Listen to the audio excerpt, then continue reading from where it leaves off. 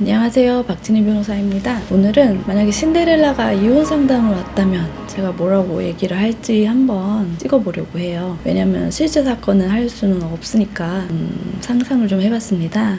신데렐라 아주 어릴 때 결혼을 한 것 같아요. 어릴 때 엄마 돌아가시고 아버지가 새엄마랑 결혼해서 새엄마는 딸 둘을 데리고 와서 살죠. 그리고 아버지는 집에 잘 있지도 않다가 돌아가셨나? 살아계셨나? 그건 잘 기억이 안 나네요. 신데렐라 아버지도 꽤 부유했던 것 같긴 해요. 어쨌든 신데렐라는 다른 직업은 없이 아마 나이가 어렸을 것 같으니까 집에서 이제 집안 살림만 하고 구박받다가 무도에 가서 왕자님과 사랑에 빠져가지고 왕자님이 결혼하자고 해서 신분 상승 결혼을 합니다. 그리고 영원히 이제 행복하게 잘 살았다 이러고 이제 동화가 끝나요. 전 항상 이 부분부터 이제 진짜 잘 살았을까 이게 항상 궁금한데요. 지금 이혼율이 한 40% 이 정도 된다고 해요. 신데렐라도 끝까지 진짜 무탈하게 잘 살았을 수도 있지만 이혼하게 될 수도 있겠죠. 신데렐라는 이제 왔어. 이혼 사연은 뭘 해볼까요? 여러 가지가 있겠는데 일단 제일 흔한 거는 왕자의 외도. 그냥 시간이 지나면서 애정이 좀 상실돼서 성격도 안 맞고 알고 보니 자라온 환경도 다르고 이러저러해서 싸움이 반복되고 서로 정도 떨어지고 왕자님이 신데렐라한테 말 실수를 하면서 마음에 이제 비수를 꽂는 말들도 하게 됩니다. 신데렐라한테 결국 힘든 일들을 자꾸 요구하면서 신데렐라가 이제 궁전에서 편하게 못 지내게 한다. 이런 상황을 좀 생각을 해볼게요. 신데렐라는 이제 예전 같지 않다, 불행하다 생각하면서 이제 이혼을 결심을 할 수가 있겠죠? 그럴 때 이제 만약에 왔다. 그럼 저 이제 이혼하고 싶은데 저 같은 경우 어떻게 되냐요? 라고 이제 물어볼 거고, 일단 첫 번째 왕자가 바람을 폈다. 중요한 건 이제 증거예요. 재수가 좋아서, 재수가 이게 좋은 건지는 모르겠지만 바람 피운 증거를 만약에 신데렐라가 갖고 있었다. 요새 제일 흔한 증거는 카카오톡입니다. 왕자님이 바람 피운 증거를 갖고 있으면은 신데렐라는 그냥 왕자님한테 재판상 이혼 청구를 할 수가 있어요. 이제 당신이랑 살 수 없다. 이혼도 할 수 있고 위자료도 받을 수 있습니다. 바람을 펴도 위자료가 적어요. 거의 한 10년 이상 바뀌지가 않고 있는데 3천만 원 정도입니다. 바람을 펴도. 이건 이제 우리나라의 경우고 외국의 경우에는 위자료가 더 크기도 하고 왕자님이면 사실은 훨씬 많이 줄 수도 있어요. 재력이나 사회적 체면, 명예 이런 게 걸려 있으니까 더 많이 줄 수도 있긴 한데 일단은 법적으로는 3천만 원이 기준이 돼요. 가끔가다 4천, 5천 막 이렇게 되는 경우는 진짜 딴집 살림 차려가지고 오랫동안 이제 딴 살림 차려서 그쪽에서 애들도 낳고 이쪽 원래 부인한테는 낙태를 한다든지 그런 아주 누가 봐도 심하다 싶은 짓을 한 경우에는 이제 위자료가 이렇게 많이 올라가기는 해요. 이혼하려고 봤더니 3천만 원밖에 내가 못 받아. 그 다음에는 재산 분할, 그 다음에 아이들이 있다면 이제 자녀의 친권, 양육권, 그리고 양육비 이 정도를 결정을 하게 돼요.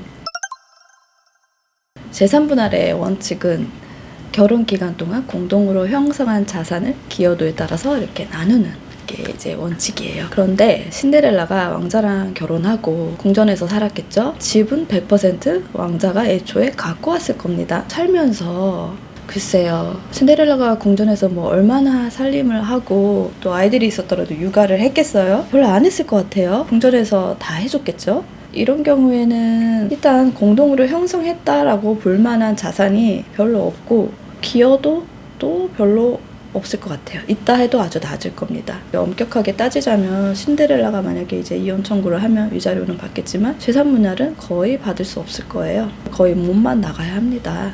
현실적으로 3천만 원 갖고 이혼해서 나가서 원룸도 하나 못 구할 것 같아요. 한국 시세로는. 냉정하게는 그래요. 하지만 이럴 때 이혼은 재판으로만 하는 게 아니라 당사자들의 싸움부터 시작해가지고 이제 협의에 이르는 과정도 같이 굴러가다 보니까 여러 가지 협상을 해서 실제로는 나가서 살 집 하나 정도는 받을 가능성이 좀 높다고 생각해요. 일단 재산 분할은 실제로 거의 받을 게 없다. 만약에 신데렐라가 살면서 이래저래 좀 증여를 받았다 치면 재산을 좀 받을 수도 있잖아요. 왕자님이 주던지 뭐 왕과 왕비님이 주던지 왕실의 어떤 뭐 전통 이런 것도 있을 수 있고 그런 것들을 줬다면 그거는 대부분은 가져갈 수 있을 겁니다. 그것도 이제 왕자가 돌려달라고 다툴 수도 있는데 일반적으로는 보통의 이혼 사건이면은 그걸 돌려달라는 분쟁이 있을 수는 있는데 왕이 그러긴 좀 어려울 것 같아요. 그래서 법적으로는 어렵지만 잘하면 나가서 살 집 정도는 받을 수도 있겠다. 위자료 셈 치는 거겠죠. 슬프네요.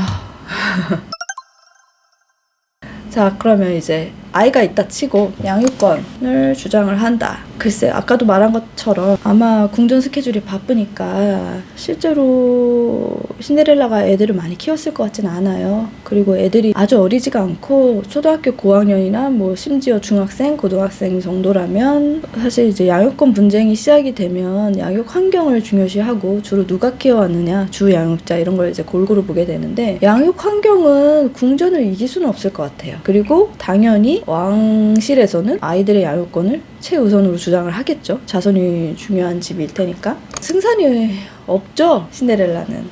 그리고 아까 말한 대로 왕실이 이제 집이라도 하나 주면 애들을 데리고 나가서 살 수는 있겠는데 아이들이 조금만 크면 이제 스스로 원하지 않을 수도 있어요. 왕자의 잘못으로 이혼을 하는데도 위자료 3천에 집은 잘하면 받고 양육권에서는 아마 질 거고 거꾸로 양육비를 줘야 돼요. 양육권 분쟁에서 진다면. 근데 왕실은 뭐 돈이 궁하진 않을 테니까 신데렐라한테 많이 달라고는 안 할 것 같아요. 안 받을 수도 있고 제 생각에는. 뭐 어쨌든 그러면 아이들은 왕실에 놓고 집 하나 얻어가지고 나오는 게 이제 최선이다. 슬프죠? 왜 이렇게 말하다 보니까 슬퍼지네. 신데렐라 이제 어떻게 살까요? 나와서 직장을 구해야죠. 그리고 일도 해야 되고 아까 말한 대로 양육비는 안 보낼 수도 있으니까 양육비는 안 보내고 면접교섭이라고 해서 이혼 후에 비양육치는 아이들을 정기적으로 만날 권리가 있어요. 권리이자 의무입니다. 아이들의 이제 올바른 정서적인 안정을 위해서 좋은 성장을 위해서 그런 제도가 있는데 그래서 아이들을 만나면서 지낼 수는 있어요. 혼자 나와서 살면 어떨까요? 생각해보면 괜찮을 수도 있겠다 이런 생각이 들어요. 왜냐면 일단 애들은 왕실에서 로열 패밀리로 자라게 되고 자기는 이제 좀 자유롭게 살 수 있을 거 아니에요? 왕실의 스케줄대로 안 살고 하고 싶은 거 하면서 다만 이제 직장을 가지고 돈 벌고 먹고 사는 게 새로운 이제 문제가 될 건데 왕비 또는 왕세자비였으니까 전국적으로 엄청 인지도가 있을 거 아니에요? 그래서 요즘 같은 세상에는 그냥 유명인사로 살아도 돈 많이 벌 수 있을 것 같아요. 신데렐라는 괜찮은 선택이었다. 그런 생각이 듭니다. 신데렐라 입장에서는 본인이 나와서 그냥 내가 잘 먹고 잘 살겠다 뭐 이런 마음만 먹는다면 왕자랑 결혼해서 이제 애들 낳고 뭐 이러저러 해서 이혼하게 되더라도 나쁜 선택은 아니다 그런 생각이 듭니다. 그 다음 결혼도 잘할 거예요, 신데렐라는. 여기서 중요한 거는 재산분할이랑 그 이혼 유책 사유랑은 크게 상관이 없다. 보통 사람들이 정확하게 모르는 부분 같기는 해요. 그리고 특히 신데렐라의 경우에는 재산분할에서 되게 불리한 입장이에요. 왜냐면은 시작할 때부터 한쪽의 재력이 너무 컸고 그 재력으로 이제 결혼 생활을 쭉 살았으면 사는 동안에는 이제 편안할 수는 있는데 이혼할 때는 자기 기여도가 많이 반영이 안 됩니다. 상대방이 아무리 잘못을 했더라도 재산분할은 재산분할대로 따로 생각하게 되는 게 법원의 논리입니다. 재미로 알아봤고 이 동화 속 공주들의 이혼 이야기는 제가 계속해서 한번 다뤄보려고 해요. 시청해주셔서 감사합니다.